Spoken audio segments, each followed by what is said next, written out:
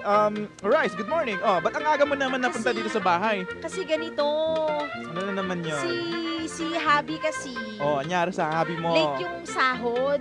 Kailan ba sahuran Oo. nila? Di pa ano pa lang petsa ngayon, no? Hindi, nung last month kasi yung boss niya, Hmm. wala umalis sila. So, hindi na ihabol yung sahod niya. Kaya baka Ay, pwede ganon? naman, pahiraman mo ako ng pera. Magkano ba kailangan mo? Meron ka bang 500K? 500K? Okay. Oh, meron naman, syempre. Kuya Ala, mo yaman ako. talaga ng kuya ko. Kilala mo naman ng kuya mo. Kuya, gawin mo na lang ng 1M. 1M na lang. Oo. Oh, sige, One- wait lang. Ano ba? Okay lang ba, cheque?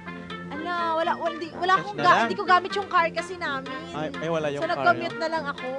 Okay, sige. Wait Oo. lang ha, punta lang ako sa kwarto, kunin ko lang yung pera. Okay. Pero parang ano na lang. Wait, ganito. May ano doon sa ref, may ano doon. Saan? May tawag dito, may niluto yung ate mo. Oh.